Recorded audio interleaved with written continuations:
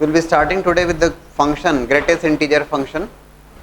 In the previous classes we have discussed about the trigonometric functions, about sin x, cos x, tan x, cot x, sec x, cosec x, their domain, range, period of those functions, how to escape those functions,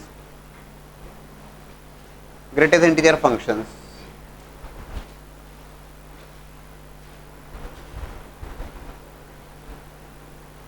Greatest integer of x. First we are taking the question based on the domain. Fx is root over x raised to power 12 minus x raised to power 9 plus x raised to power 4 minus x plus 1, and you have to find out the domain of this function. Domain find out करना है तो एक सीधी सी बात है कि expression under the square root must be greater than equals to 0. That means our requirement is x raise to power 12 minus x raise to power 9 plus x raise to power 4 minus x plus 1. This must be greater than equals to 0. ये greater than equals to 0 होना चाहिए. We have to find out the values of x. x की values find out करना है. x raise to power 12, x raise to power 9, x raise to power 4, x 1. Domain find out करना है. I have to discuss this question using cases. Case बना के मुझे discuss करना होगा. आप ये नहीं कह सकते कि सर ये तो हमेशा ही ग्रेटर देन इक्वल्स टू 0 होगा. बोले सर ये एक्स रेज़ टू पावर 12 है, वो एक्स रेज़ टू पावर 9 से ग्रेटर होगा. एक्स रेज़ टू पावर 4 है, वो x से ग्रेटर होगा. So it is always positive. यहाँ पर हमें केस बना के डिस्कस करना होगा. क्या मतलब है केस बनाने का, देखिएगा और समझिएगा. x की वैल्यूज के ऊपर ही डिपेंड कर रहा है और उसी को हमें देखना है. डोमेन फाइंड आउट करना है for what values of x that function holds या defined. If I take a case of x greater than equals to 1, x greater than equals to 1, for x greater than equals to 1, 1 से greater values के लिए एक बात पक्का है कि for greater than equals to 1, x raise to power 12 clearly greater than x raise to power 9. हाँ, 1 पे वैल्यू 1 हो जाएगी. ठीक है, तो एक्स रेज़ टू, अब मैं ग्रेटर देन 1 की बात कर लूं. इक्वल टू 1 पे when x is equals to 1 it is becoming 1 minus 1 plus 1 minus 1. वो 0 हो रहा है बट 1 इज देयर, पॉजिटिव है फॉर 1. ग्रेटर देन 1 में एक बात कंफर्म है that x raise to power 12 is greater than x raise to power 9 is greater than x raise to power 4 is greater than x. सीधी सी बात है, जैसे जैसे पावर इंक्रीज करोगे वैल्यू इंक्रीज होगी, तय बात है. So x raise to power 12 minus x raise to power 9, ये वैल्यू कैसी होगी? तो that is going to be positive value. अगर लिखता हूं मैं इसको, लेट्स, ठीक है. So this is a positive value because x raise to power 12 is greater than x raise to power 9, it is positive. x raised to power 4 minus x, so x raised to power 4 is clearly greater than x, positive, and plus 1 is there. Overall it will remain positive for greater than 1. मतलब domain में x greater than 1 तो रहेगा, तय बात है. greater than equals to 1 also. in fact क्योंकि equals to 1 पे it is becoming 1 which is positive, कोई दिक्कत नहीं है. ठीक. I'll have to discuss a case separately and that case is nothing but x is in between 0 and 1. ये बहुत ध्यान से देखने और समझने वाली बात. The reason is x is greater than 0 but less than 1, which means fractional values. 0 से 1 की जब बात हो रही है तो फ्रैक्शनल वैल्यूज की बात हो रही है. और फ्रैक्शनल वैल्यू के केस में, फ्रैक्शनल वैल्यू के केस में आप अगर पावर रेज करते हैं तो वैल्यू डिक्रीज होती है. अगर 1/2, छोटा सा एग्जांपल अगर आप लें, 1/2 0.5 फ्रैक्शनल वैल्यू, 1/2 की पावर आप इंक्रीज करते जाएं, 1/2 square 1/4, 1/2 cube 1/8, 1/2 raise to power 4 1/16, छोटी होती जा रही है value. As you are raising the power, जैसे जैसे पावर आप इंक्रीज कर रहे हो वैल्यू इज डिक्रीजिंग. और यहां पे एक दिक्कत ये आएगी that x raise to power 12 सबसे छोटी वैल्यू होगा इनफैक्ट. इसलिए मुझे केस सेपरेटली डिस्कस करना पड़ेगा. x raise to power 12 is less than x raise to power 9 is less than x raise to power 4 and is less than x. समझ में आ रही क्या बात आपको? x रेज़ टू पावर 12 तो सबसे लीस्ट है, क्योंकि फ्रैक्शनल वैल्यू उसकी पावर इंक्रीज करोगे value will decrease. 1/2 is a clear cut example for that. अब देखें जरा उस केस में क्या होता है, whether that is there in the domain और नॉट। कहीं ऐसा तो नहीं इसके लिए नेगेटिव बन जाएगा, नेगेटिव होगा तो हम हटा देंगे डोमेन में से। x raise to power 12 minus x raise to power 9 plus x raise to power 4 minus x plus 1, इसे मैं सॉल्व कर रहा हूं। I can write it is equals to, इसको थोड़ी सी कलाकारी करी मैंने, x raise to power 12 minus of, arrange किया मैंने टर्म्स को कुछ,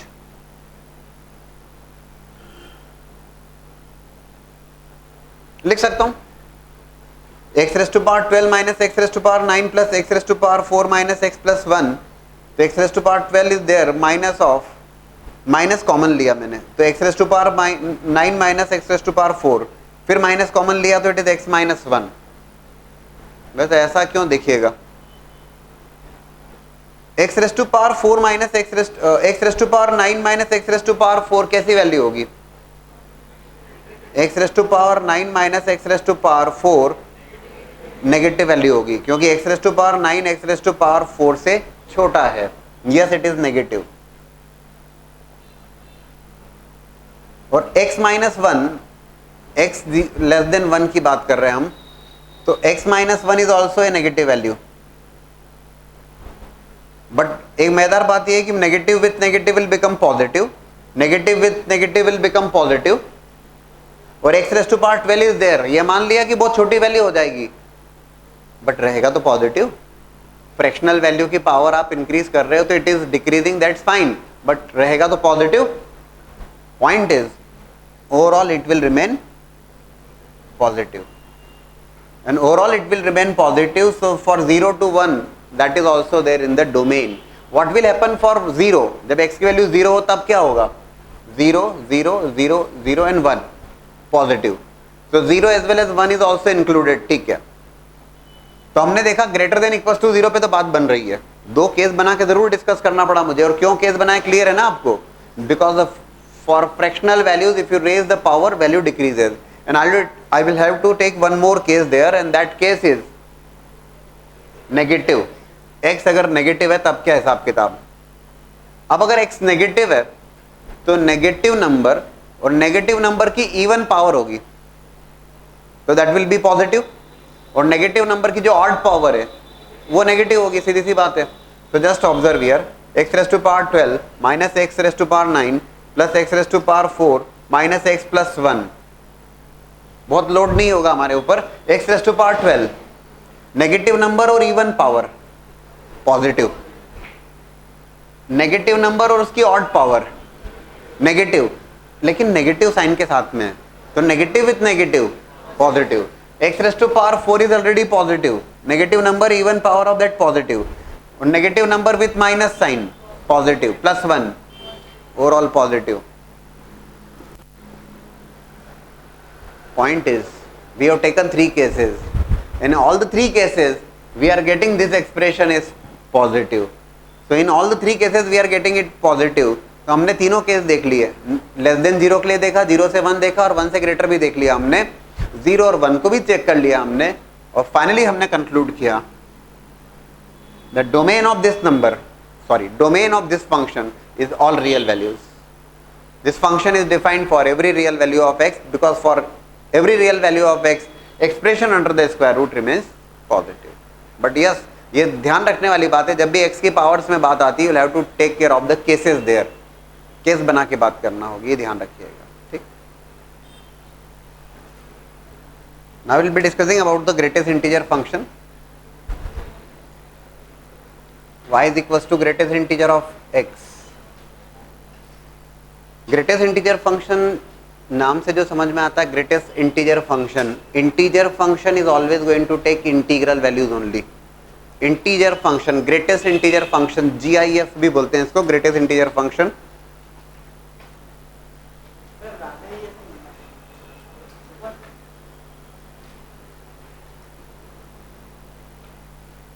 It is always going to take integral value. How this function is defined, that greatest integer function is always less than equals to x but greater than x minus 1. Greatest integer function is always going to take integer values, always going to take integral values, and greatest integer of x for any value of x is always less than equals to x but greater than x minus 1. Greatest integer of x जो होता है वो हमेशा x के equal या उससे less होता है, but it is greater than x minus 1. What does it mean? We'll take some example and we understand that function as well as we draw that function also. देखो, if x is equals to 2.1, if x is equals to 2.1, number 2.1 is there. The 2.1 can be written as, it is 2 plus 0.1. 2.1 can be written as 2 plus 0.1. Here, that 2 is nothing but the integral part of x. 2 is the greatest integer of x plus 0.1 is known to be the fractional part of x which is written in the curly brackets. ये दोनों function हम discuss करने वाले हैं. This 2 is the greatest integer function, integral part of that function, integral part, and 0.1 is the fractional part. If x is equals to 3.9, if x is equals to 3.9, in case of 3.9, it is nothing but 3 plus 0.9. So 3 is the integral part. Greatest integer function is always going to take integral values only, which is always less than equals to x. Always less than equals to x मतलब 3.9 के case में integral value क्या होगी? 3 less than x, x से less है, x की value 3.9 है, तो ग्रेटेस्ट इंटीजर क्या हुआ? 3 लेस देन x. बोले सर इक्वल्स टू कब होगा? अगर x की वैल्यू एग्जैक्टली 3 है. If x is equals to 3, in that case 3 is the integral part then and 0 is the fractional part there. 3 integral part है और 0 जो है वो फ्रैक्शनल पार्ट है, ठीक है ना. तो इसलिए less than equals to x. Are you getting this point? Less than equals to x. 3.9 के केस में इंटीजर पार्ट 3 और 3 के केस में 3 इंटीजर पे इंटीजर रहेगा. 10 का ग्रेटेस्ट इंटीजर 10, माइनस 2 का minus 2. If x is equals to 0.7, in case of 0.7, what is the integer part? What is the fractional part? It can be written as 0 plus 0.7. Clearly 0 is the integral part there and 0.7 is the fractional part there. If I write x is equals to minus of 1.7, what you suggest? तो बोले sir ठीक है minus 1.7 है, तो बोले लिख लो sir minus 1 minus of 0.7 कि minus 1 integral part और 0.7 फ्रैक्शनल पार्ट. तो ऐसा नहीं होगा, ध्यान रखिएगा. Fractional part is always going to be a positive value. Fractional part जब बोला जा रहा है तो फ्रैक्शनल पार्ट की वैल्यू हमेशा पॉजिटिव होगी 0 से 1 के बीच में. Fractional part is always going to take values from 0 to 1. 1 exactly नहीं होगा, वो 0 से 1 के बीच में होगा. So minus 0.7 is not going to be a fractional part there. तब क्या होने वाला है उस केस में? It is minus 2 plus 0.3. Minus 2 is the integral part of that and 0.3 is the fractional part there. In case of minus 1.7, if x is equals to minus 0.3, if it is minus of 0.3, तो minus 0.3 के case में आपको लिखना होगा minus 1 is the integral part there plus 0.7. Fractional part is always going to be having a positive value from 0 to 1, including 0 but not including 1, क्योंकि 1 पे वो integer होके 0 बन जाएगा फ्रैक्शनल पार्ट. 0 से 1 कर रहे हैं, वो भी बात कर रहे हैं. तो greatest integer of x is always less than equals to x but greater than x minus 1. You can verify for any of the case which we have taken here. तो minus 0.3 it is minus 1 plus 0.7. Minus 1.7 so it is minus 2 plus 0.3. If it is 5.9 तो 5 is the integral part, 0.9 is the fractional part. If it is minus 5.9, minus 6 plus 0.1, minus 6 जो होगा वो integral part होगा और 0.1 जो fractional part होगा. Always going to be integer value. किसकी बात कर रहे हैं? We are talking about the greatest integer function. ये वो फंक्शन है जो कॉम्पिटिटिव एग्जाम के हिसाब से बेहद यूजफुल, जो आज के बाद में हर क्लास में लगभग कहीं ना कहीं लगेगा, पूरा जब तक कैलकुलस आप पढ़ोगे तब तक लगने वाला है फंक्शन है, और काफी परेशान भी करता है फिर बच्चों को. ये तो कंफर्टेबल होना जरूरी है. ये how to sketch this curve देखिएगा ध्यान से.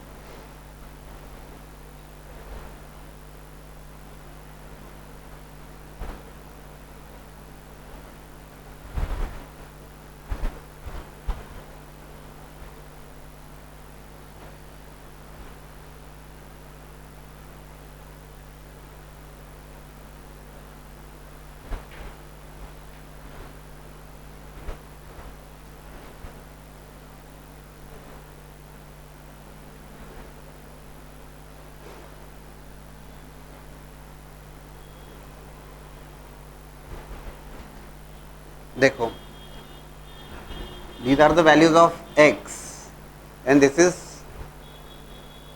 y and y here is greatest integer of x we are sketching here. सबसे पहली बात, integer values and integer का greatest integer is always integer, है ना. if it is 0, greatest integer is 0. if it is 1, 1 के corresponding it is 1. 2, it is 2. by 2 का greatest integer 2.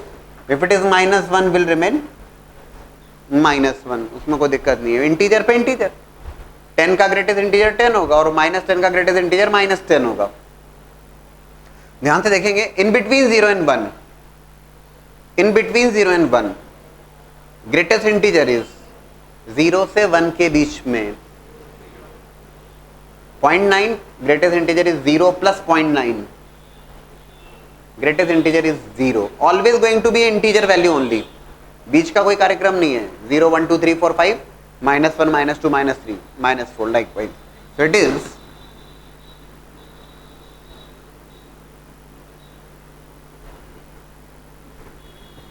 Zero से 1, 0 से 1 में ग्रेटेस्ट इंटीजर इज 0. ठीक, बोले 1 पे ओपन सर्कल मार्क कर दिया आपने. द रीजन इज 1 पे ग्रेटेस्ट इंटीजर विल बिकम 1. 1 का ग्रेटेस्ट इंटीजर 1 होगा. 0 से 1 के बीच में that greatest integer is 0 there. In between 1 and 2, 2 पर 2, but in between 1 and 2 if it is 1.1 greatest integer is 1. If it is 1.7 greatest integer is 1. 1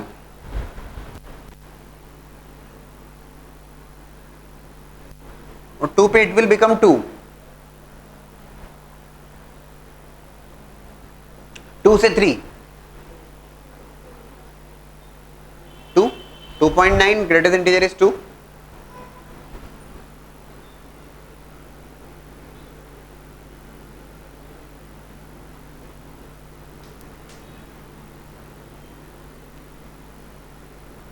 Three to 4 it will become 3 and likewise. What about the negative values? पहले ध्यान से देख लीजिए फिर लिखिएगा. Negative values -1 पे -1 और -2 पे -2, वो तो ठीक है, आती बात समझ में. -1 से 0 में -0.5 तो ग्रेटेस्ट इंटीजर होगा. -0.5 को लिखोगे आप -1 plus 0.5. Fractional value is always going to be having a positive value. ये जो fractional part of x curly bracket से डिनोट किया मैंने, that is always going to be a positive value less than 1 but greater than equals to 0. 0 से 1. तो -0.5 अगर मैं कहता हूं तो -1 plus 0.5. 0.5 is the fractional part and -1 is the integral part there. तो जब मैं स्केच करूंगा तो -1 से 0 में, -1 पर -1 an open circle there because at 0 it will become 0 there. -2 to -1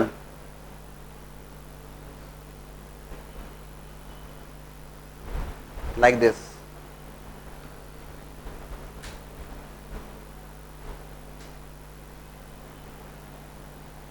that's the function greatest integer of x.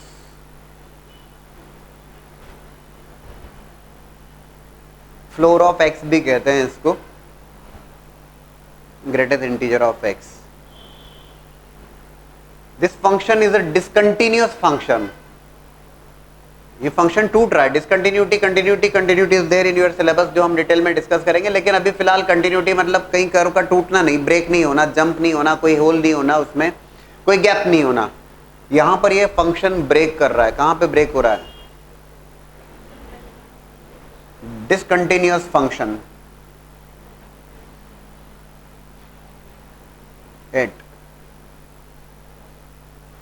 Integral points. Integral points के ऊपर डिसकंटिन्यूअस है. जहां देखो ना आप, जहां जहां इंटीरियर बन रहा है टूट रहा है वो. 0 पर, 1 पर, 2 पर, 3 पर. डिसकंटिन्यूटी जहां फंक्शन टूट रहा है, ब्रेक हो रहा है, बस इतनी सी बात है. Will be discussing that concept, that what is right hand limit is equal to left hand limit is equal to value of the function. हम बात करेंगे, लेकिन अभी केवल जस्ट मीनिंग समझ रहे हैं इसका. Discontinuous, whether that function is a periodic और non periodic function. We have discussed the periodic functions, sin, cos, tan, cot, sec, cosec. All those functions are periodic in nature, which repeats after certain time interval. Positive value is there. What do you feel by observing this curve? इस curve को observe करने के बाद क्या लगता है आपको? Whether it's a periodic curve or whether it's a non-periodic curve. Periodic which repeats after certain time interval. It never repeats. इसमें repeat तो कुछ भी नहीं हो रहा. एक टाइम इंटरवल के बाद में कर्व का रिपीट होना है. All the trigonometric functions are periodic functions, but it's a non periodic function.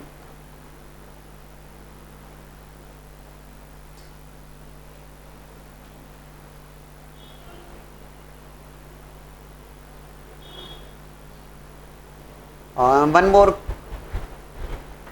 Question I can ask you about whether that function is a one-one function or a many-one function. We have discussed during the first class itself about one-one and many-one. It's a one-one function or a many-one function. भूल गए one-one many-one.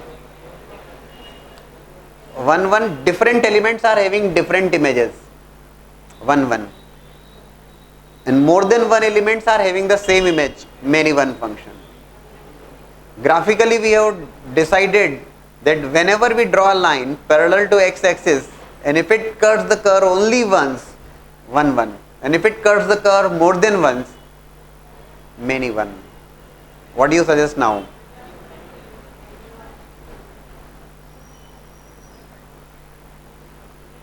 It is a many 1 function. बोले sir x axis के parallel line draw कर रहे हैं तो कहीं एक ही बार कट कर रही है. भैया एक्स एक्सिस के पैरेलल लाइन ड्रॉ करोगे तो पूरे पूरे पॉइंट्स आ जाएंगे, पूरी पूरी लाइन उसमें आ जाएगी. Different elements and different images 1 1, more than 1 element same image. दोस्तों यहाँ पे देखना 1 से 2 के बीच में there are number of elements, infinite number of elements are there, और उन सबकी इमेज तो एक ही है. क्या? 1. समझ में आ रही क्या बात आपको? मोर देन 1 एलिमेंट, अरे 1.1 हो, 1.2 हो, 1.3 हो, ये तो मैं केवल बोल रहा हूं मैं. Infinite number of numbers are there from 1 to 2, और उन सबके लिए ग्रेटेस्ट इंटीजर फंक्शन क्या होगा? तो वो 1 है. It's a many one function. It's a many one function. It's a non periodic function and it's a discontinuous function. Where it is becoming discontinuous? At integral points. Integers के ऊपर ये discontinuous होता है. एट द सेम टाइम जब हमने greatest integer function को discuss किया है, will be discussing fractional part of x also. Same time ध्यान से देखिएगा, पहले समझ लीजिए फ्रैक्शनल पार्ट ऑफ एक्स.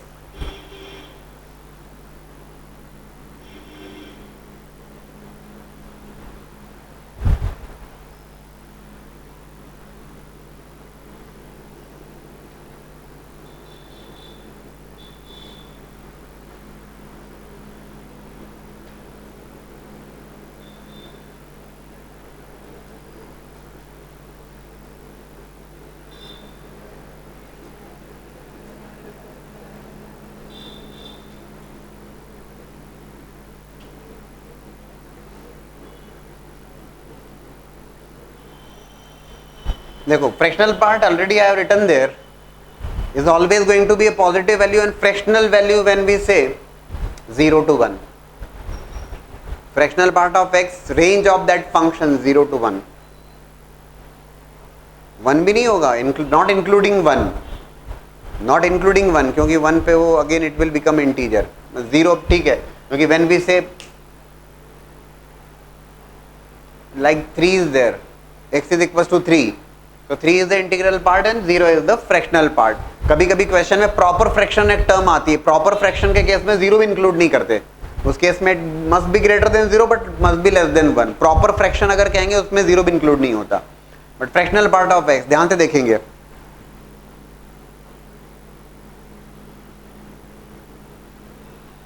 और 0 to 1 देखो 0.1, 0 से 1 के बीच की वैल्यूज की बात कर रहा हूं मैं. 0.1 fractional part of that 0.1. 0.5 fractional part of that is 5.5. 0.9 fractional part will remain 0.9.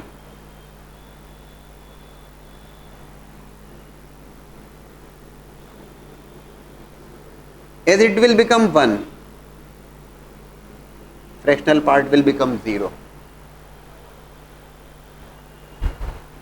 If I take the values from 1 to 2, if it is 1.1, 0.1, 1.2, 0.2, 1.3, 0.3, 1.9, 0.9.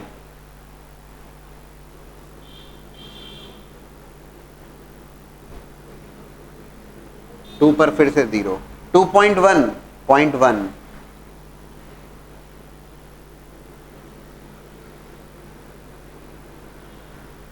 If we take some negative values, if it is minus 0.1, सुनिएगा ध्यान से, minus 0.1, minus 0.1 को लिखोगे आप -1 plus 0.9. Are you getting this? -0.1 मैं लिख रहा हूं, सारी वैल्यूज भी लिखूंगा यहां पर. -0.1, सो -1 प्लस 0.9. -0.5 तो -1 प्लस 0.5. -0.9 तो -1 plus 0.1.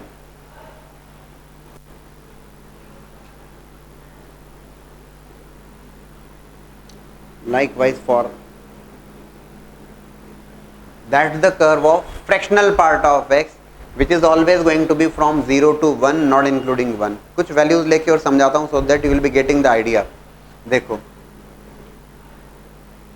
if I say x is equals to 0.7, तो x अगर 0.7 है तो आप देख रहे हो ये फंक्शन है, this is x and it is y. y is nothing but fractional part of x जो मैं स्केच कर रहा हूं यहां पर.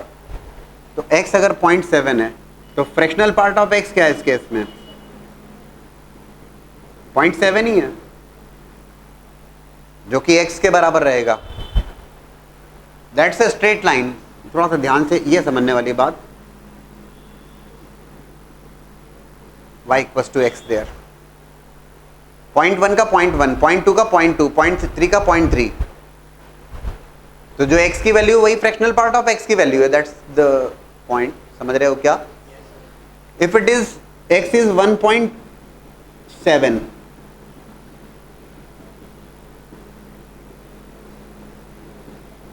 so 0.7 or fractional part of x in that case can be written as x minus 1.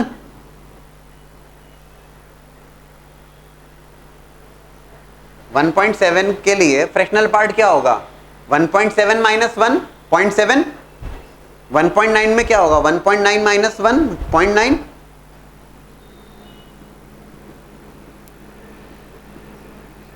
y equals to x minus 1. ठीक. Likewise if I take 2.7, तो 2 plus 0.7 तो x माइनस 2 वाली लाइन हो गई.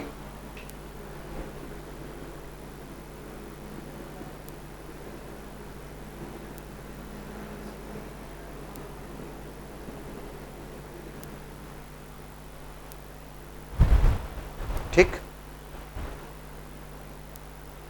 ये पैरेलल लाइंस हैं. These are nothing but the parallel lines. Negative values की बात कर लें. If it is x is equal to -0.7, -0.7 को कैसे लिखोगे?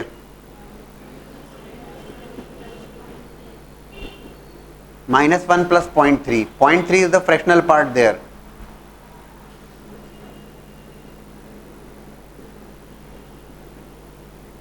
X plus 1. That's the straight line.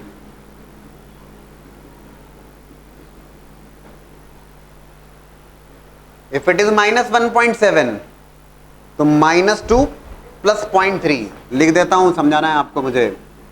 -1.7 -2 plus 0.3, तो फ्रैक्शनल पार्ट ऑफ x क्या हुआ? x plus 2. These are the parallel lines. Having parallel lines है ना, सबकी स्लोप तो सेम है. क्या है slope? 1. Parallel lines. That's the function fractional part of x. Again it's a discontinuous function. ये फंक्शन टूट रहा है ना, जैसे साइन एक्स का कर्व आपने बनाया था, that was a continuous everywhere. Cos x that was a continuous everywhere. Ten x continuous था क्या? टेन एक्स ब्रेक तो हो रहा था, लेकिन कहां पर? अगर मैं आपसे पूछता हूं टेन एक्स अपने डोमेन में कंटिन्यूअस है क्या? टेन एक्स अपने डोमेन में, तो yes it is continuous in its domain. जितने डोमेन में फंक्शन डिफाइंड है उसमें फंक्शन कंटिन्यूअस है. जितने फंक्शन में डिफाइंड है. What is the domain of ten x? क्या domain? tan x is sin x by cos x. Cos x cannot be equals to 0. All real values excluding odd multiple of pi by 2.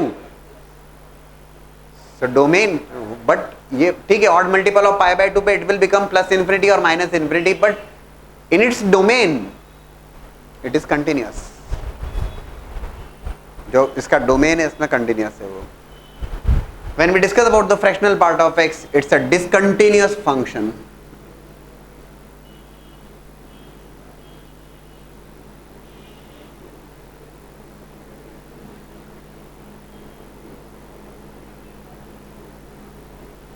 ये discontinuous है integral points के ऊपर. Whether this function is a periodic और non periodic function. It's a periodic. अरे it is repeating the same curve you are getting ना. That's the straight line. Again you are getting the straight line again and again and again. That's the periodic function.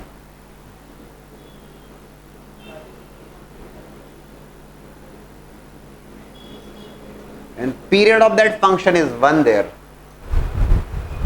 तो हमने basic जो जितनी बात करी उसके ऊपर बात करें. t equals to 1. And whether that function is a 1-1 function or a many-1 function.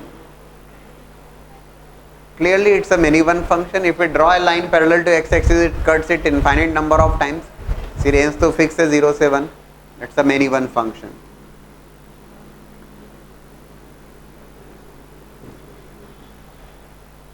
So these are the basic information जो हमारे पास होना चाहिए whenever we talk about the greatest integer function and fractional part of x.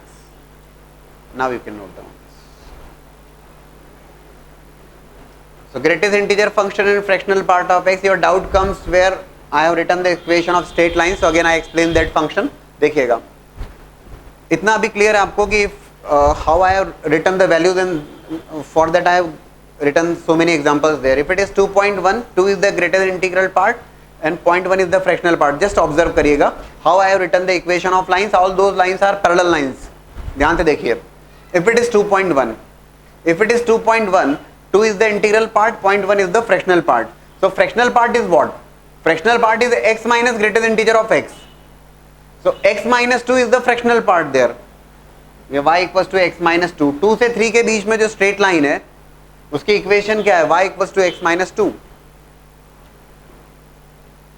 भाई लोगों ध्यान से देखेंगे. 2 से 3 एक कोई कंसिडर करें. 2.1 फ्रैक्शनल पार्ट क्या है? 0.1. तो 2 सब्ट्रैक्ट हो गया.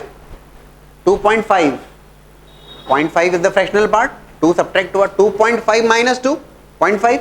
2.7 माइनस 2 0.7. 2.9 माइनस 2 0.9. तो जितनी भी वैल्यूज हैं x की उसमें से आप 2 सब्ट्रैक्ट कर रहे हो. That's this line. and that equation is x minus 2. Y is equals to x, equation of line is there in terms of y equals to mx plus c. बोले sir ये y equals to x क्यों लिखा?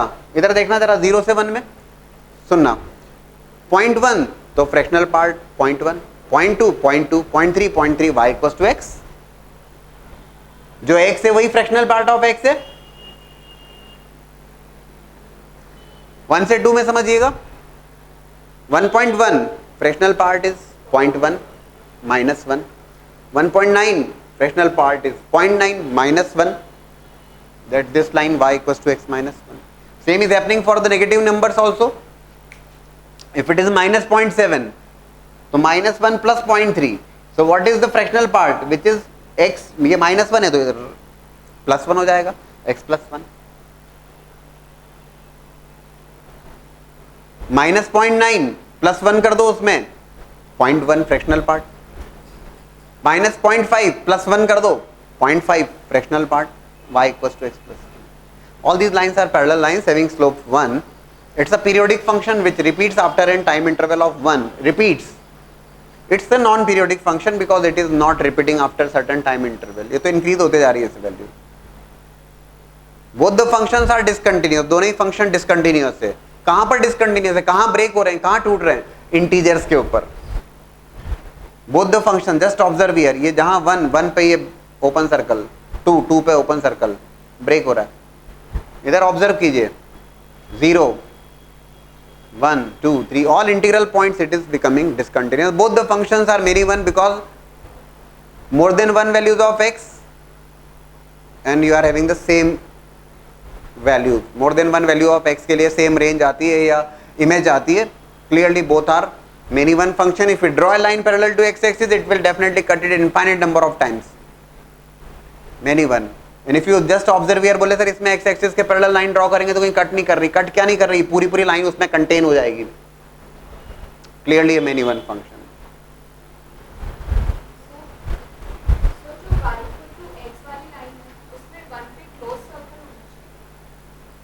Close circle नहीं होगा. 1 हम include नहीं करते कभी भी. जब हमने फ्रैक्शनल पार्ट ऑफ x कहा तो fractional part of x is greater than equals to 0 but less than 1. When it becomes 1 तो 1 का ग्रेटेस्ट 1 का फ्रैक्शनल पार्ट बिकम्स 0. नीचे जहां 1 बना फ्रैक्शनल पार्ट विल बिकम 0. नीचे आ जाओ. जहां ये 2 बना fractional part will become 0. Again it will start from here.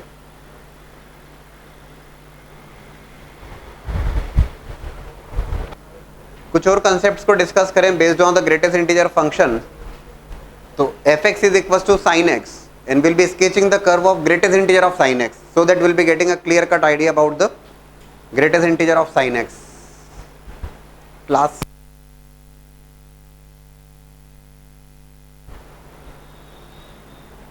Greatest integer of sin x will be discussing.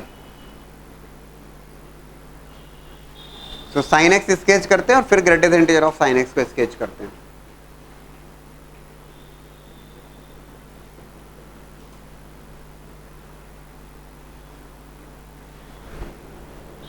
We'll be getting a clear cut idea about the greatest integer of x then.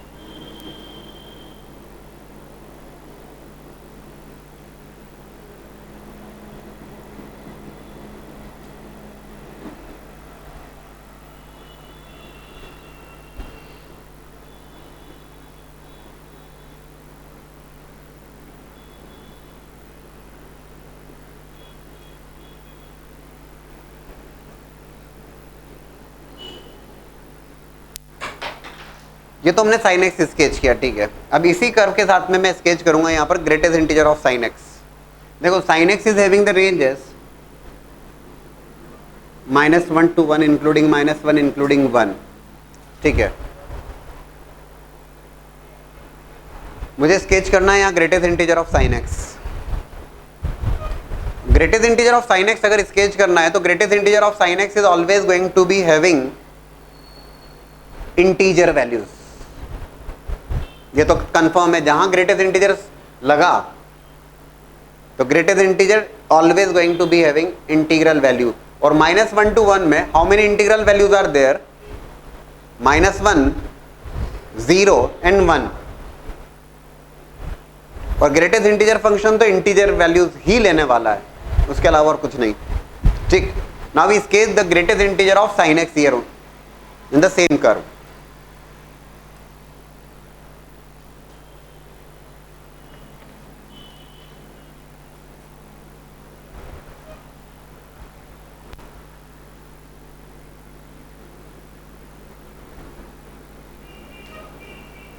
इसी curve में बनाते हैं black marker से, ठीक है, ठीक ढंग से समझ में आती है बात। फिर देखो, sin x is the periodic function with period 2 pi, and that same curve repeats from 2 pi to 4 pi, तो exactly in the same manner greatest integer of sin x भी प्लॉट हो जाएगा। देखो, इंटीजर का ग्रेटेस्ट इंटीजर इंटीजर बनेगा, तो confirm है। तो when sin 0 0, sin pi by 2 will become 1, तो 1 का ग्रेटेस्ट इंटीजर 1, पाई पे ये 0, 3 पाई बाय 2 पे -1, 2 पाई पे 0। भाई 0 का ग्रेटेस्ट इंटीजर 0, 1 का 1, -1 का -1। ठीक, 0 से पाई बाय 2 में ऑब्जर्व करो जरा, 0 से पाई बाय 2 साइन एक्स इंक्रीज तो हो रहा है, ठीक है, और ये जरूर समझना होगा ठीक ढंग से। Sine x is increasing from 0 to 1, sine 0 0, sine pi by 2 is 1, increasing from 0 to 1. Can you comment on the greatest integer of sin x? 0 से 1, 1 पे 1, 0 से 1, थोड़ा सा ग्रेटेस्ट इंटीजर फंक्शन जस्ट अभी अभी आपके सामने था। 0 से 1 में जो ग्रेटेस्ट इंटीजर फंक्शन है 0, ठीक, तो 0 से 1 में ग्रेटेस्ट इंटीजर 0।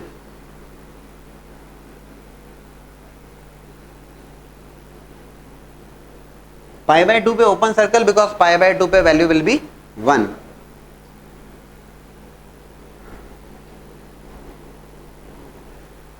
ठीक, पाई by 2 to pi, now it is decreasing from 1 to 0, pi by 2 पे 1, पाई पे 0, ग्रेटेस्ट इंटीजर 1 से 0 में ग्रेटेस्ट इंटीजर,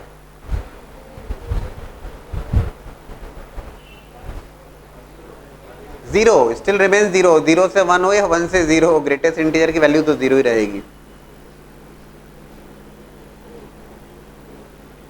पाई पे 0, ठीक, at pi it is 0, at 3 pi by 2 it is -1, it is still decreasing, 0 से -1, 0 से -1। ग्रेटेस्ट इंटीजर फंक्शन तो आपके सामने है, 0 से -1, greatest integer is -1।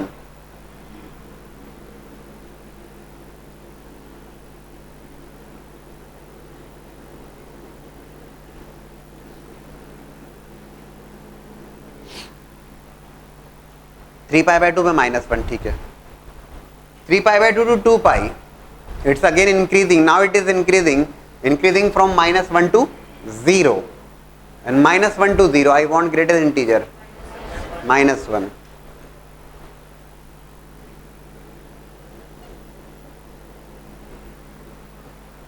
Two pi पे अगेन इट विल बिकम 0, तो 2 पाई पे मार्क आ गया। आ रही बात समझ में? What happens in the interval of 2 pi to 4 pi? The same curve will repeat. It's a periodic, sin x is a periodic function with period 2 pi. So जो आपने बनाया है 0 से 2 pi के इंटरवल में, the same function would be there in the interval of 2 pi to 4 pi. उसमें क्या सोचना, ठीक है ना? I can definitely plot.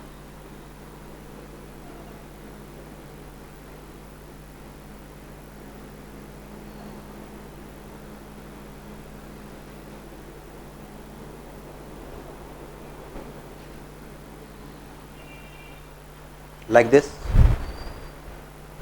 आगे बनाने की जरूरत नहीं, 2 पाई तक का interval he sufficient, will be getting the idea.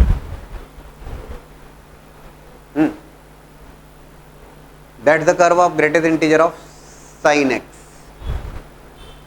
Blue marker से जो स्केच किया that is sin x and we want greatest integer of sin x. अब क्या होता है कि अगर मान लीजिए वो पूछता है area bounded by the function greatest integer of sin x from 0 to 2 pi. By observing the curve itself you can give the result directly by observing the curve. Area bounded by the curve आप बता सकते हो. You can find out the value of the definite integral कि 0 से पाई के interval में कितनी greatest integer of sin x की वैल्यू होगी directly by observing this curve.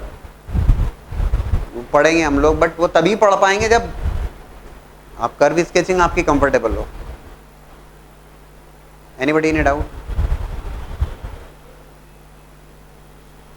Greatest integer function is there ना, always going to take integral values. so greatest integer of sin x is there.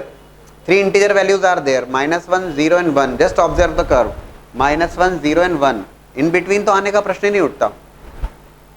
0 से 1 greatest integer is 0, 1 से 0 greatest integer is 0. 0 से -1 हो या -1 से 0 greatest integer is going to be -1 and integral point पे integer रहेगा. We have to sketch the curve greatest integer of cos x. So again first we draw the curve of cos x and with the help of cos x we'll be sketching the curve of greatest integer of cos x to get the clear idea about the greatest integer function. Cos x is again a periodic function with period 2 pi.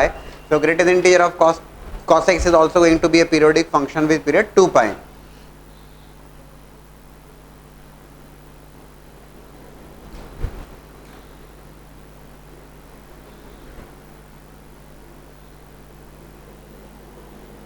I just plot the curve in the interval of 0 to 2 pi because it's a periodic function with period 2 pi. 0, pi by 2, pi, 3 pi by 2.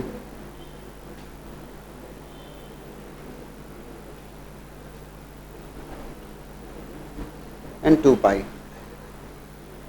It's 1. It's -1. ये मैंने केवल 0 से 2 पाई के interval में बनाया cos x को और इसी में greatest integer of cos x plot कर लेते हैं.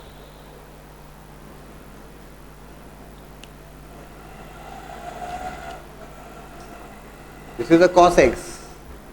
Range is -1 to 1 including both the values and we want greatest integer of cos x.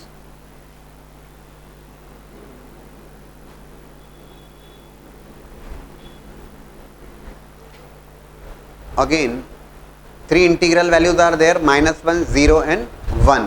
So we just plot those values there. At cos 0 1 greatest integer is going to be 1. Cos pi by 2 0 0. Cos pi -1 -1. Cos 3 pi by 2 0 0. And cos 2 pi 0. Sorry, cos 2 pi 1 1 पे 1. Now observe the function 0 to pi by 2. Cos x is decreasing and decreasing from 1 to 0. Now 1 to 0 we want greatest integer function. 1 से 0 greatest integer is 0.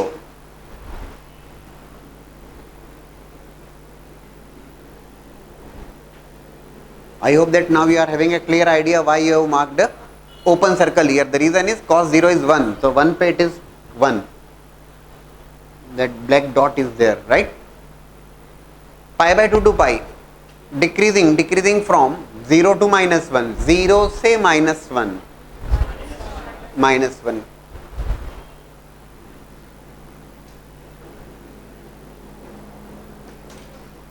Pi by 2 पे 0 है तो 0 रहेगा. 0 से -1 में -1 and now it is increasing from -1 to 0 in the interval of pi to 3 pi by 2. -1 but open circle at 3 pi by 2 because at -1 3 pi by 2 it will become 0 and then again 2 pi पे 1 है but 3 pi by 2 to 2 pi increasing in the interval of 0 to 1 greatest integer 0.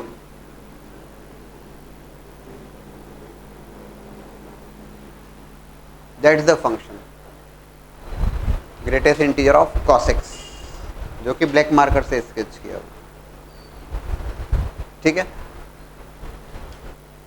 Greatest integer functions पढ़ रहे हैं तो greatest integer functions is useful for every topic of calculus जो functions के बाद में आप पढ़ने वाले हैं। जैसे एक छोटा सा एग्जांपल देता हूं मैं आपको। डेफिनेट इंटीग्रल में एक क्वेश्चन कहीं आपके सामने आएगा 0 to 2 greatest integer of x square d x. ठीक है, डेफिनेट इंटीग्रल हम पढ़ेंगे आगे, लेकिन 0 to 2 greatest integer of x square d x या इसी को बाद में फर्दर एरिया के टर्म्स में डिस्कस करें। तो greatest integer of x square in the interval 0 to 2। अब मैं अगर कहता हूं कि मुझे greatest integer of x square को प्लॉट करना है 0 से 2 में, ग्रेटेस्ट इंटीजर इंटीग्रेशन की बात तो देखा जाएगा, बाद में हम करने वाले हैं during the definite integral. But I just want to say that जो कंसेप्ट अभी आप पढ़ रहे हो that is required for definite integral areas and in fact each and every topic of calculus. So greatest integer of x square को plot करें in the interval 0 to 2 में। देखो, if I plot fx is equals to x square, fx is equals to x square या y equals to x square, that's a parabola opening upwards parabola with vertex 0, 0, y equals to x square है ना, simple curve।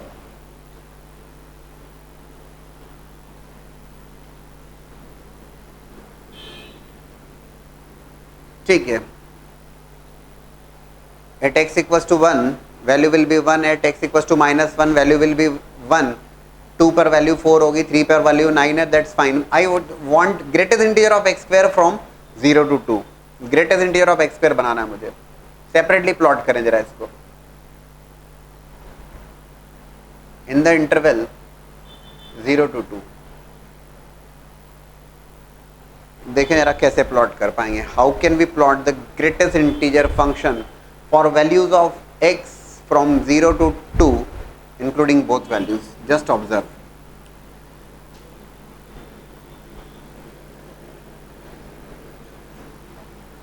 देखो, when x is equals to 0,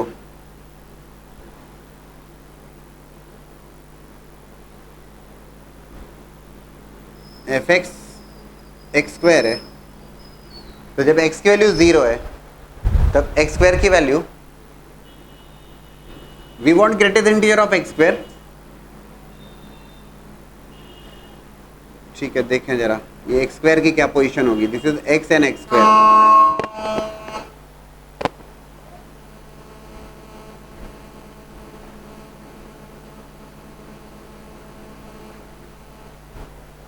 x and x square 0 के corresponding value 0।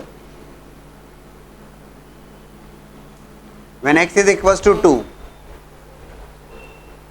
square of 2 will become 4। 0 पर value 0, 2 पर value 4। ये हम जानते हैं कि जब ग्रेटेस्ट इंटीजर फंक्शन प्लॉट कर रहे हैं तो is always going to take integer values, ये तो कंफर्म है। ठीक, लेकिन एक बात सोचिएगा कि 0 से 4, तो how many integers are there in between 0 and 4? 1, 2 and 3।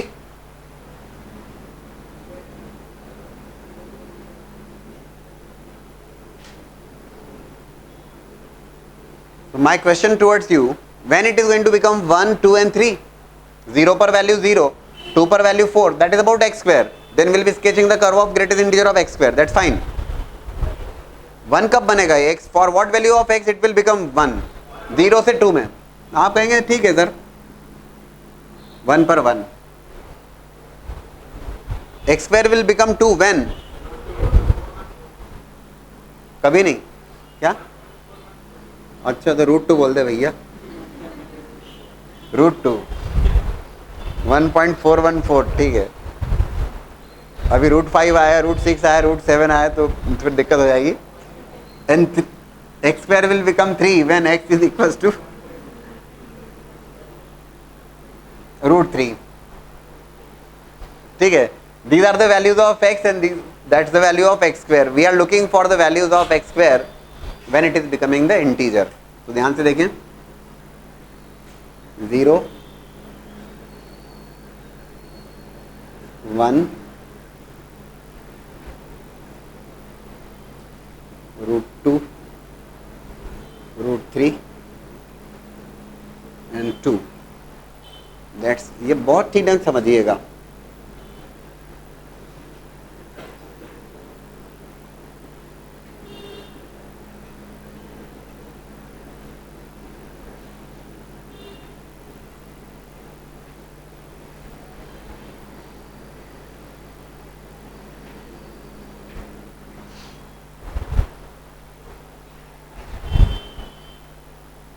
At x equals to 0,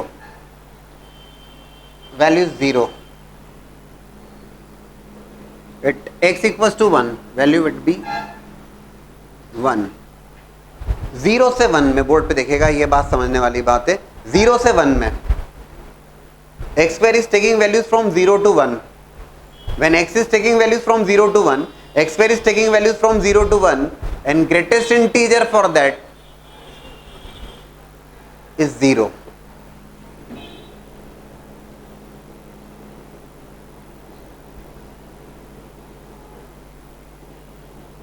one पर ओपन सर्कल, बिकॉज 1 पे 1 बन जाएगा। अभी ऑब्जर्व करिएगा, when x equals to 1 x square is 1, when x is equals to root 2 it is 2। Root 2 पर value 2 बन रही है, पक्का, ठीक है। For values of x from 1 to root 2, x square is taking values from 1 to 2, and if it is 1 to 2, greatest integer of that 1।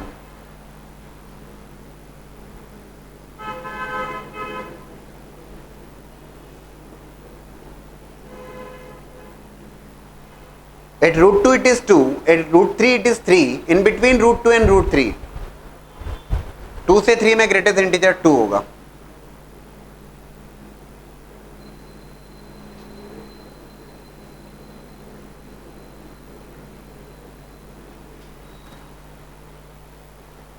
At root 3 it is 3, at 2 it is 4, तो 3 से 4 में greatest integer 3 से 4, मतलब root 3 से 2 के बीच में greatest integer is 3।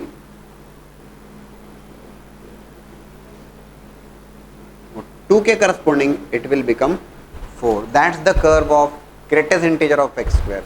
ये इनिशियल स्टेज के हिसाब से थोड़ा सा डिफिकल्ट आपको लग सकता है, लेकिन मैंने आपको बताया कि it is required everywhere in the calculus, and that is the only reason कि हम फर्स्ट क्लास में इसको देख रहे हैं, सो दैट बार बार जब लगेगा you will be becoming more comfortable in that, because what will happen when you have to evaluate from 0 to 2 x square greatest integer of x square dx, हम इसको लिखेंगे when it is becoming discontinuous। Can you tell me कहाँ पे discontinuous, for what values of x it is becoming discontinuous? at 1, at root 2, at root 3। हम इस curve को observe करेंगे, इन values को ऑब्जर्व करेंगे और हम लिख देंगे यहाँ पर 0 से 1,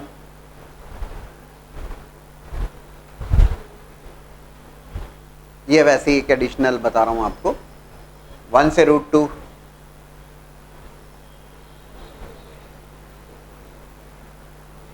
प्लस रूट 2 टू रूट 3,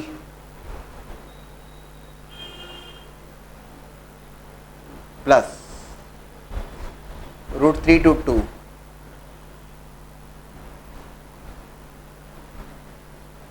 इस ढंग से इसको स्प्लिट किया जाएगा। 0 से 1 में ग्रेटेस्ट इंटीजर 0, 1 से रूट 2 में यहाँ पर 1 होगा, 2 होगा, 3 होगा, और आप इसको इंटीग्रेट करेंगे। That's for the question of definite integral, but अभी फिलहाल अपना टारगेट है केवल इस कर्व को समझना। And again if I explain, फिर से समझ लीजिएगा, ये तो केवल एक एडिशनल नॉलेज वाली बात हो गई। Greatest integer of x square को स्केच करने की बात आती है 0 से 2 में। फिर से समझिए, एक्स स्क्वायर को हमने ऑब्जर्व किया, at x equals to 0 x square is 0, at x equals to 2 it is 4। तो 0 से 4 में I know very well that okay greatest integer function is always going to be having integral values only. So at 0 it is 0, at 2 it is 4. So in between 0 and 4 there are 3 more integers there, 1, 2 and 3. So when it is becoming 1, 2 and 3, so it is becoming 1 for 1, it is becoming 2 for root 2, and it is becoming 3 for root 3. Tick. And then we have decided okay, 0 per 0 or 1 per 1. In between 0 and 1 it is 0, greatest integer. At x equals to 1 it is 1, at x equals to root 2 it is 2. In between 1 and 2 it's 1. root 2 it is 2, root 3 it is 3, in between 2 and 3 it is 2, root 3 it is 3, 2 it is 4, 3 and 4 it's 3 और 2 पे value 4 बनेगी. Now questions which are based on the greatest integer functions, and we have to find out the domain for these functions. 4 questions are there. Fx is equals to ln x minus greatest integer of x. So x minus greatest integer of x, ln it's a natural log. What do you feel to find out the domain?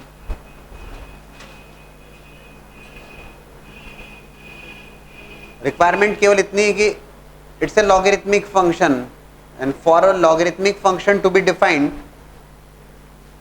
log is defined for positive real values. So x minus greatest integer of x must be greater than 0. Already we have discussed what? We have discussed that x is nothing but greatest integer of x plus fractional part of x. Right? As far as fractional part of x is concerned, it is nothing but x minus greatest integer of x. So x minus greatest integer of x is required as greater than 0. So x minus greatest integer of x is nothing but fractional part of x. We want it to be greater than 0. x minus greatest integer of x क्या है? That is nothing but the fractional part of x. और general वे में भी बात कर लें उसको, even if we do not convert in terms of fractional part of x. तो छोटी सी बात देखिएगा, we want fractional part of x to be greater than 0.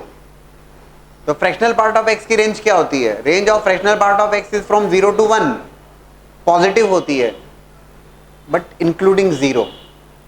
We do not want 0. हमें 0 नहीं चाहिए.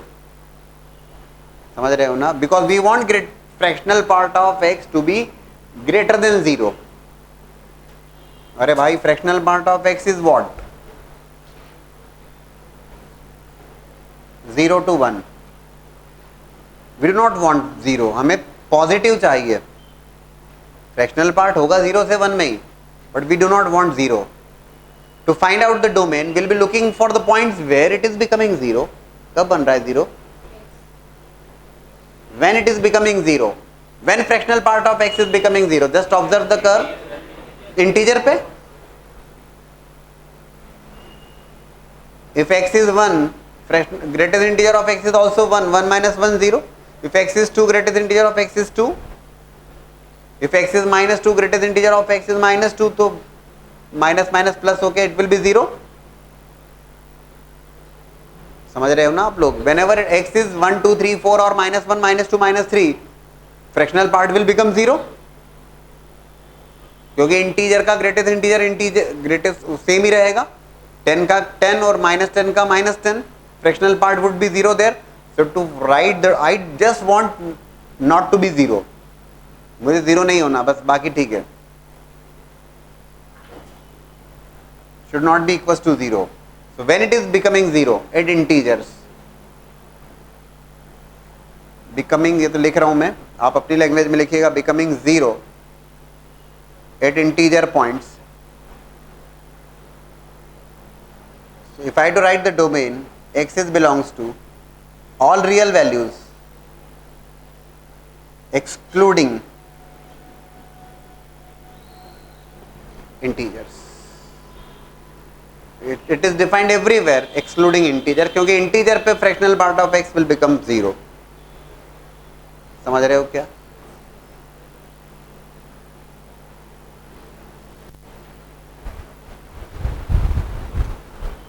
We want x minus greatest integer of x to be greater than 0, which means fractional part of x to be greater than 0.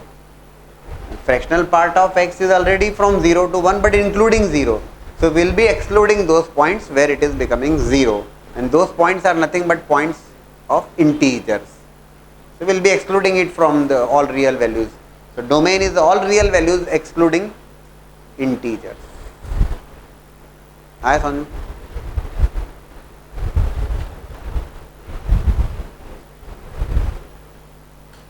Now look for the second one. Fx is root over greatest integer of x minus 2 plus root over 5 minus greatest integer of x.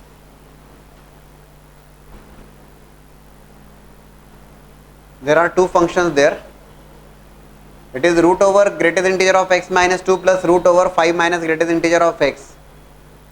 The domain जो आने वाला है that is going to be the common of these two. जो domain होगा common of these two. So definitely greatest integer of x minus 2 must be greater than equals to 0, right? And if you look for the second one, is under the square root the function is 5 minus greatest integer of x, and 5 minus greatest integer of x must be greater than equals to 0. It is nothing but we want greatest integer of x to be greater than equals to 2, and 5 minus greatest integer of x to be greater than equals to 0. That means greatest integer of x must be less than equals to 5. And since we want the domain of fx, so domain of fx is clearly the intersection of these two domains, and when I take the intersection of these two domains, that means greatest integer of x must be greater than equals to 2 but less than equals to 5. समझते हैं हम लोग भाई, it's the domain, ये d1 और ये d2. In fact, whenever you have to write the domain, please do take care. You are not going to leave the result in terms of greatest integer of x. You have to leave the result in terms of x. Solve करके लिखना पड़ेगा, greatest integer में थोड़े ना result छोड़ोगे आप. फिलहाल intersection of those two, greatest integer of x is greater than equals to 2 but less than equals to 5, right? That is the common of the two. ये common condition है, लेकिन x लिखना है मुझे. बताइए what should I write for x जो कि domain होगा.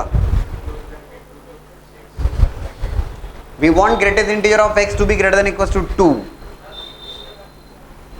but less than equals to 5. So greatest integer of x will become 2 at 2. If it is 2.9, greatest integer is still 2. If it is 1.9, greatest integer is 1. We want greatest integer x must be less than equals to 5. 5.9 का भी greatest integer 5 ही होगा. 6 जब होगा तो 6 का greatest integer will become 6. ये तो केवल क्लू दे रहा हूं मैं आपको, समझाने वाली बात है.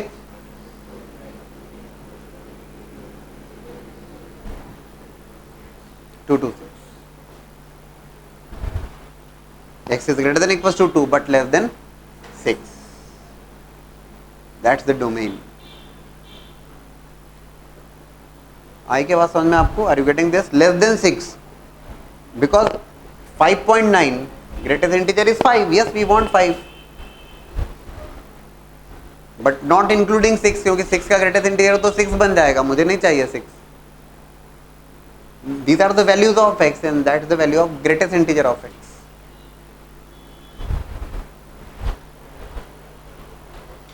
Now look for the third one. Fx is square root of greatest integer of x minus 3 upon greatest integer of x minus 7. So greatest integer of x minus 3 upon greatest integer of x minus 7 must be greater than equals to 0. That's our requirement, expression under the square root. So definitely there are two cases there. When both numerator and denominator both are positive, as well as the second case is going to be there where both the numerator as well as denominator both are negative. जब दोनों positive हैं दोनों negative हैं, these are the two cases and we are going to take the union of both the conditions because both the cases are possible there. तो देखते हैं जरा कैसे. Case 1, greatest integer of x minus 3 greater than equals to 0. Numerator is positive as well as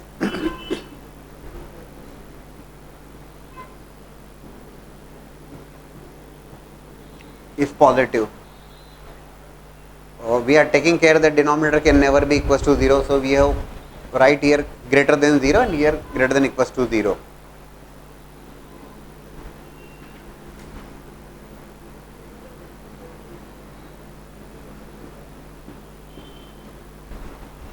and word इसलिए use कर रहा हूं so that ये बहुत क्लियर है कि दोनों का कॉमन लेना है आपको. Both numerator as well as denominator must be positive. बोलता है greater than integer of x greater than equals to 3 और greater than integer of x greater than 7, common दोनों का.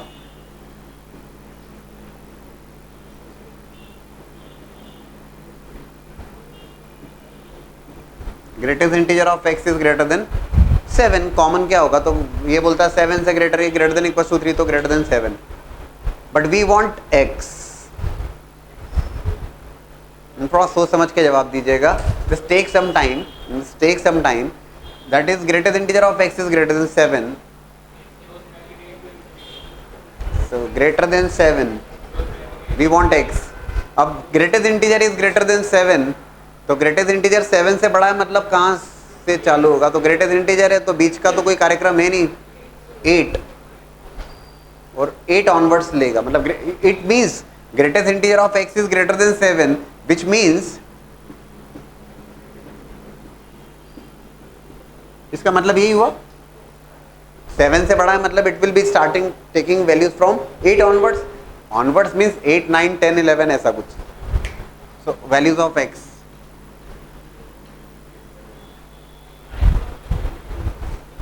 x की value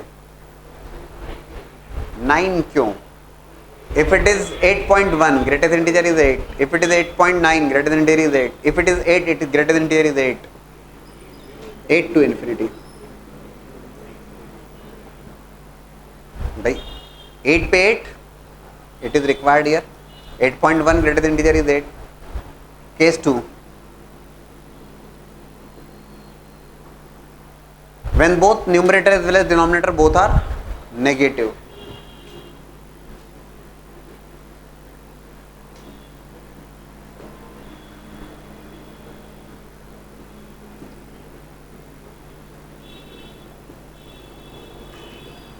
when numerator is negative as well as denominator is also negative,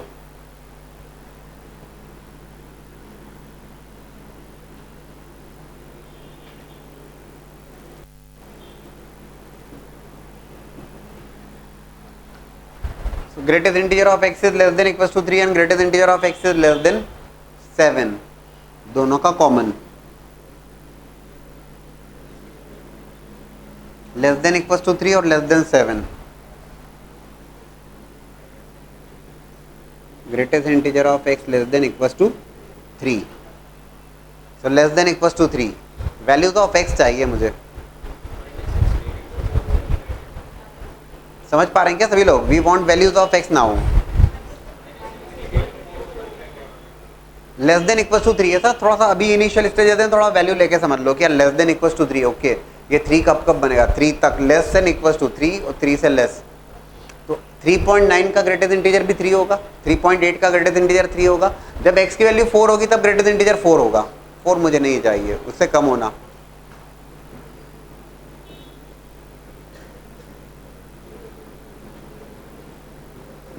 four with open bracket, and final result बोले sir दोनों का common, ऐसा मत बोलना, देखो case 1 is possible as well as case 2, both are possible,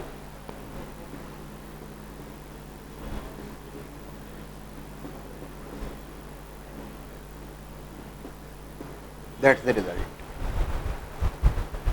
Now the last one, fx is equals to sine of greatest integer of x minus 3 upon greatest integer of x minus 4 into greatest integer of x plus 5.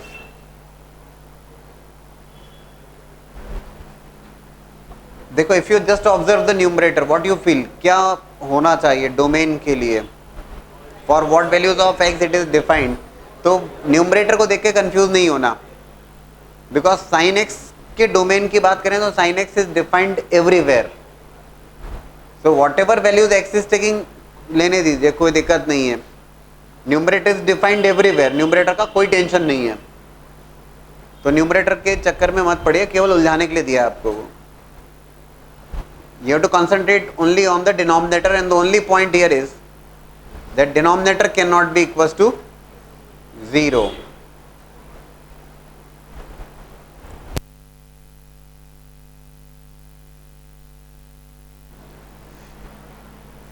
Denominator can never be equals to 0. So greatest integer of x minus 4 must not be equals to 0, as well as greatest integer of x plus 5 must not be equals to 0, ये मेरी requirement है, बाकी whether it is positive और negative कोई दिक्कत नहीं है, अगर स्क्वायर रूट में होता तो हम बात करते, पॉजिटिव भी हो सकता है, नेगेटिव भी हो सकता है, जीरो नहीं होना चाहिए. सो when it will become zero, हम ये देख लेते हैं. Greatest integer of x minus 4 will become 0 when? For what values of x? So greatest integer of x minus 4, just सोचिए जरा कि greatest integer 0 होता कब है? Greatest integer is becoming 0 for what values of x? तो greatest integer of x 0 होता है 0 से 1 में. 0 से 1 में greatest integer, अरे कर्व बनाया आपने आज ही आज. So greatest integer of, अच्छा ठीक, हाँ भरा आपने तो लगा कि हाँ बनाया. So greatest integer of x is becoming 0 for 0 to 1. When x is in between 0 and 1, लिख देते हैं. ठीक,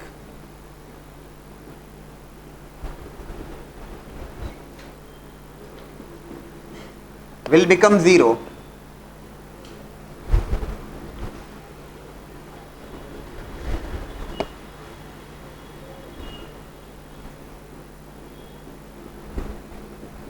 मैं देख रहा हूं 0 कब बनेगा. ये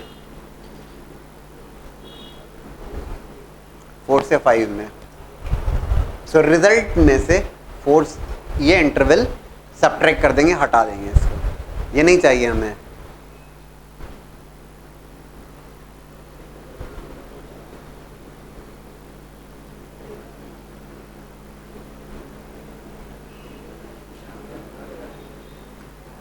दिस विल बिकम 0.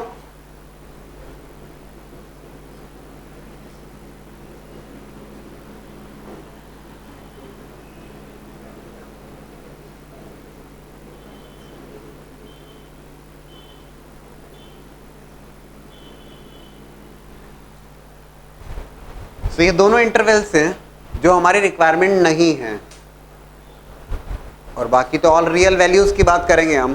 तो डोमेन जब लिखना होगा, it's going to be all real values and excluding the interval of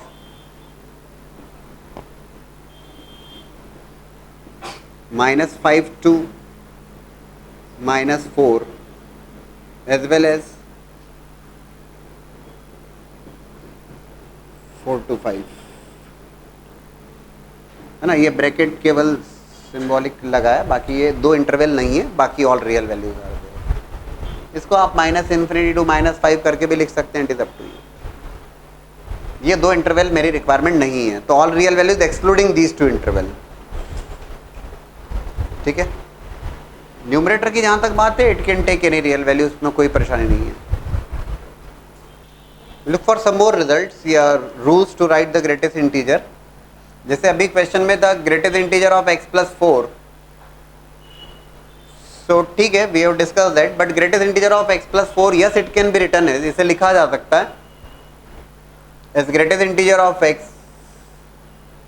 plus 4. Yes it can be written like this, as well as if it is greatest integer of x minus 5, it can be written as greatest integer of x minus of 5. In general we can definitely say if it is greatest integer of x plus n, इसे लिखा जा सकता है greatest integer of x plus n provided n is the integral value. n अगर integer है, positive integer में positive negative zero सब कुछ इंक्लूडेड है, you can write like this. But the same time एक बात ध्यान रखिएगा,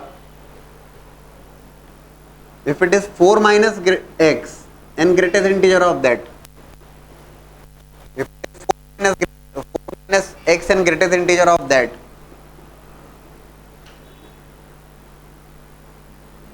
ऐसा नहीं लिखा जा सकता.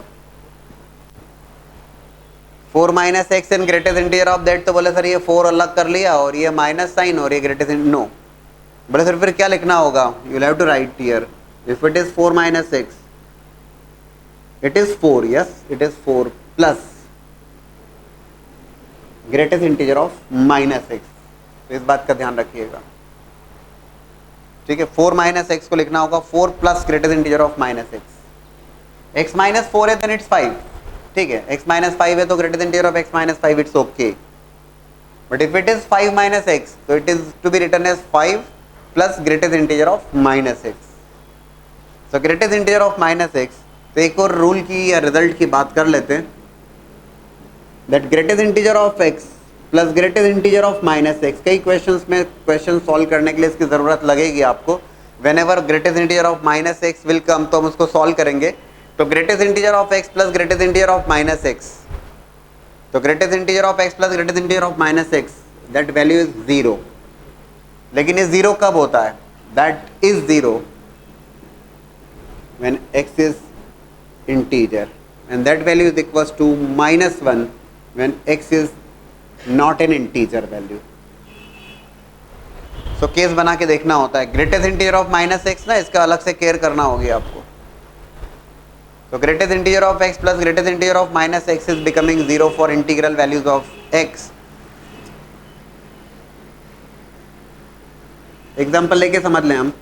इंटीजर पे तो समझ में आती मेरे ख्याल से बात. अगर 4 है, if x is 4, तो 4 and greatest integer of 4 is 4 and minus 4 का greatest integer minus 4, it will become 0. बोले सर नेगेटिव इंटीजर हुआ तो ले लो. ये माइनस 4 और ये 4 हो जाएगा. It will become 0. इंटीजर पे तो it is clearly 0 if it is not an integer value. Let's say x is equals to 4.7.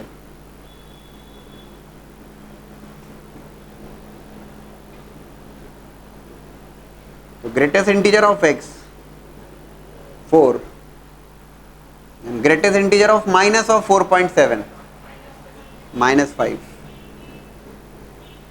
4.7 का ग्रेटेस्ट इंटीजर 4 और minus 4.7 minus 5. It is minus 1. And if I take x is equal to minus of 4.7, negative value भी देख लीजिए आप. बात तो वही रहेगी घूम फिर के. खैर